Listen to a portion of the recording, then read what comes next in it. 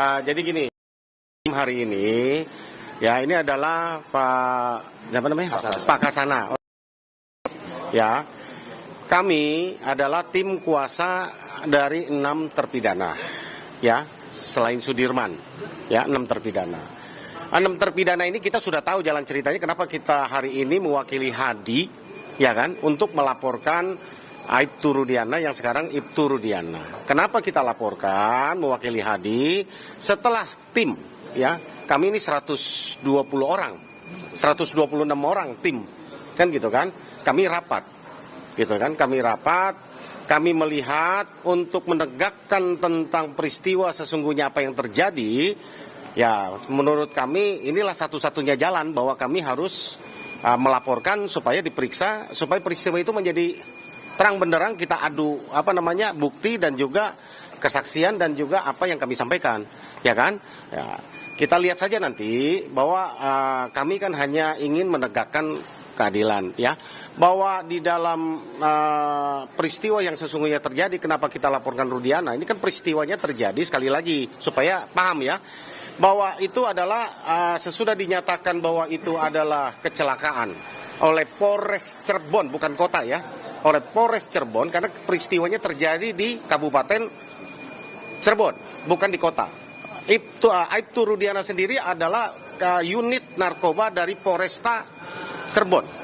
Ya, itu perbatasan yang masuk wilayah kota Cirebon itu hanya SMP 11. Lewat ke situ sedikit itu sudah masuk wilayah jurisprudensinya Polres Kabupaten Cirebon. Ya, ketika dia melihat tanggal 28, 29 dia ke Polsek Talun, dia melihat motor dan dia penasaran.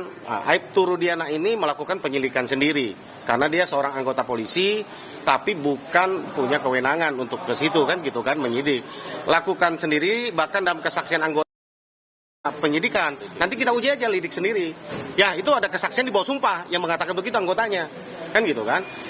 Lalu dari peristiwa itu, ya kan, dia datang tanggal dari 29, 30 dia melakukan penyidikan sendiri.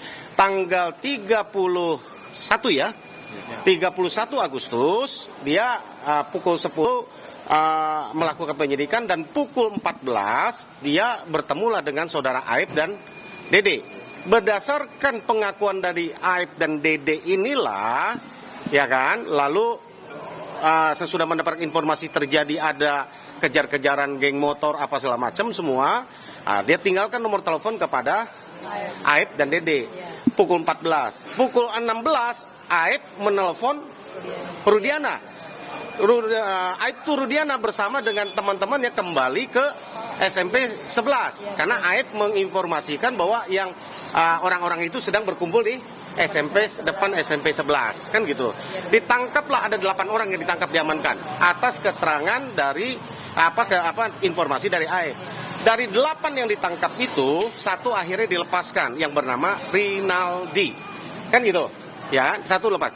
7 ini diperiksa sendiri. Bayangkan, ini yang kami pertanyakan. Diperiksa sendiri, ya kan, Aibtu Rudiana, walaupun dia seorang anggota polisi, harusnya ini bukan peristiwa tertangkap tangan menurut kami. Harusnya sesudah dia mendapat informasi itu dia informasikan ke siapa?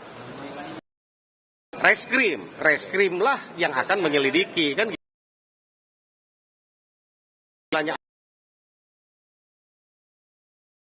itu kan. Artinya faktanya bahwa terjadi penekanan, penganiayaan, dan ini yang kita akan buktikan, kita laporkan ini hari ini, kan gitu kan.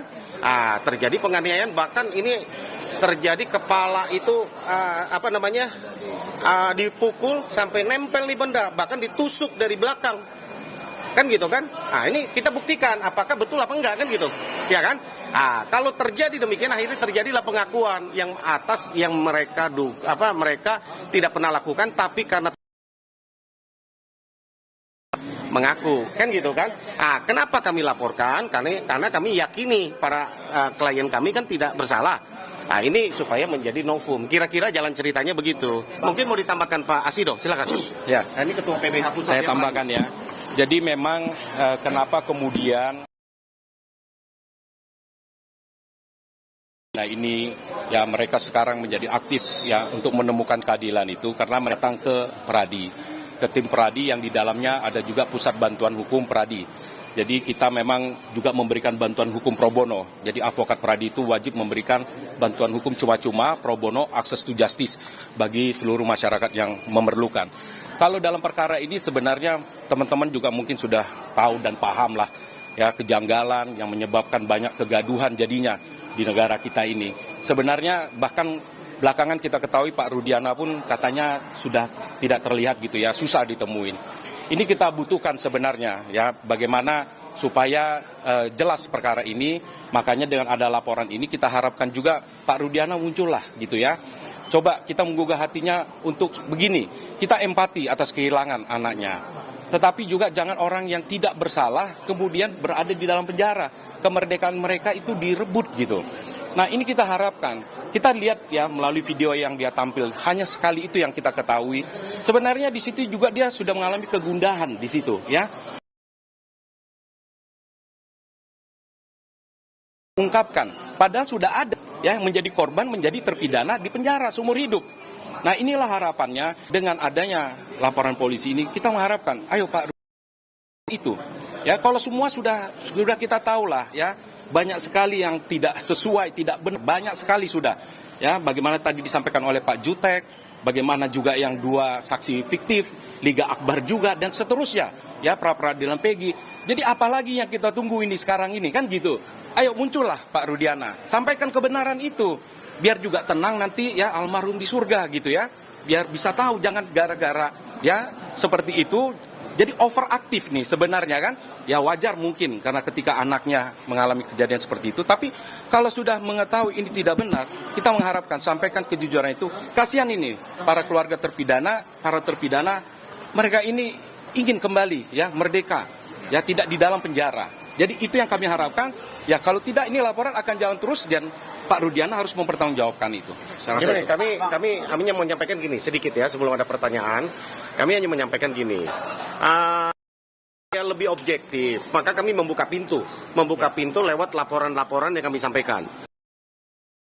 Kami kan, menurut kami dari tim kuasa hukum, bahwa proses ini dimulai dari tahun 2016 kan menurut kami sudah apa ya, mau dibilang cacat formil dan lain.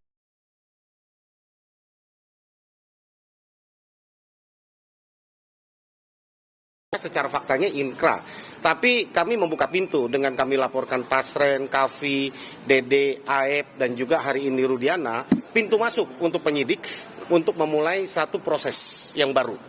Kan gitu kan, satu proses yang baru, biarlah yang sudah inkrah itu kami akan tempuh yang namanya PK untuk menyelesaikannya. Karena itu apa namanya, itu kan proses hukum yang sudah inkrah kita harus hargai kan gitu kan. Biarlah kami selesaikan lewat situ.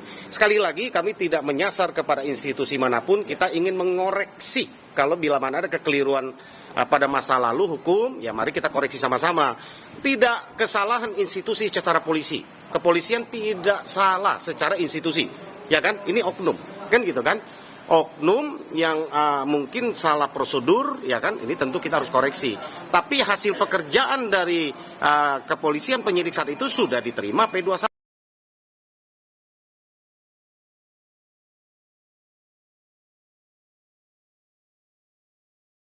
Ya kita hargailah pekerjaan itu kan gitu kan, sistemnya. Tapi kalau memang ini salah, ini menjadi satu catatan buat kita bahwa ini kesalahan yang berjamaah menurut kami kan, ini sistem kan.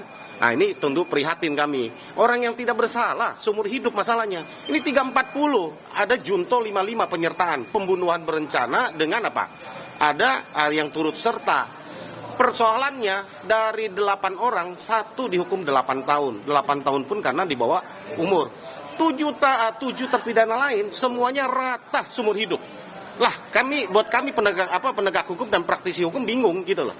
Seharusnya yang paling berat itu adalah otak pelaku. Betul. Pelaku yang paling sadis, ya kan? Ini semua dipukul rata. Ini kan pertanyaan kami, di mana unsur keadilan yang kita ini kan? Ada apa pengadilan tahun 2016 itu?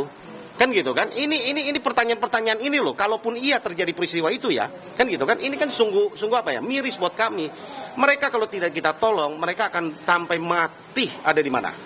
Penjara, karena tidak dapat remisi, tidak dapatkan keringanan apapun gitu loh kan gitu kan. Garasi mereka sudah pernah lakukan, walaupun oleh karena iba dari siapa? Dari petugas lapas mereka ikuti segala jalan karena kurang pengetahuan mereka.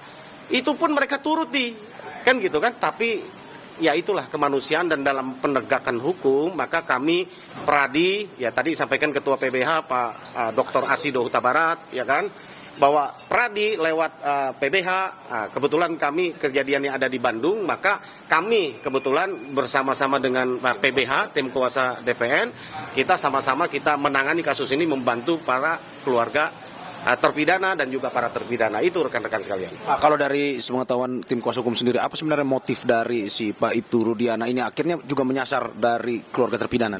Kami tidak paham ya motifnya apa ya. Kami kan nggak bisa ini kan gitu kan. Kami hanya mau serahkan saja kepada proses hukum yang berjalan. Tapi kami bisa maklumin lah sebagai orang tua tadi yang sampaikan Pak Dr. Asido ya. Kita bisa maklumin, tapi ya menurut kami kalau gara-gara hanya ingin emosi lalu menghukum akibat ada 7 orang 8 orang yang terhukum kan nggak benar kan gitu. Ya tentu kami simpati lah sebagai korban gitu. Apakah memang ini langsung menyasar atau sebenarnya sebelumnya ada hubungan dalam arti bahwa Nggak ada. Nggak tahu, kita dalam penyidikan kita belum tahu. Kita belum temukan. Itu aja. Makasih ya.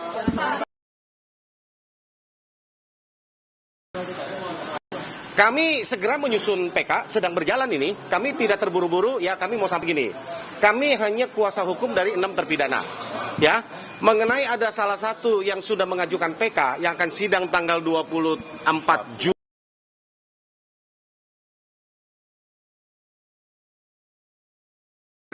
Kami tahu bahwa ini sudah produk hukum, tentu untuk mengatasi itu kami harus hati-hati menghadirkan bukti baru yang valid. Kan gitu kan, kekeliruan hakim di mana, ada cara penerapan di mana, ada novum di mana yang diperbolehkan undang-undang untuk kami PK. Gitu ya. Jadi kami tidak buru-buru ya, gitu kan. Kami Bapak tadi nyebut kalau Bapak yakin anak Bapak nggak ngelakuin itu. Bapak yakin dari hal apa sih, Bang? Kenapa kok bisa merasa bahwa anak Bapak itu bukan pelaku? Dari kesaksian teman-temannya itu yang bersama-sama waktu malam itu bareng sama anak saya. Gitu. Terus kesaksian dari warga tetangga terdekat kita yang mengatakan bahwa anak saya itu ada di rumah anaknya Pak Pasren itu. Udah, karena kesaksian segitu yang jadi kami sampaikan. Anak Bapak nggak ada di tempat di lokasi saat pembunuhan Villa Cirebon itu? Tidak ada. Semua itu ada di rumah anaknya Pak Pasren. ya, sudah ya, rekan-rekan ya, cukup ya. Satu aja sekali tadi nggak dapat, boleh diulangin sekali lagi pernyataan hari ini kenapa mau melaporkan Rudiana dan kenapanya dan harapan. Ya, kalau harapan saya sih ya untuk menegakkan keadilan. Ya, menegakkan anak itu ya. Oke ya. Makasih ya teman-teman ya.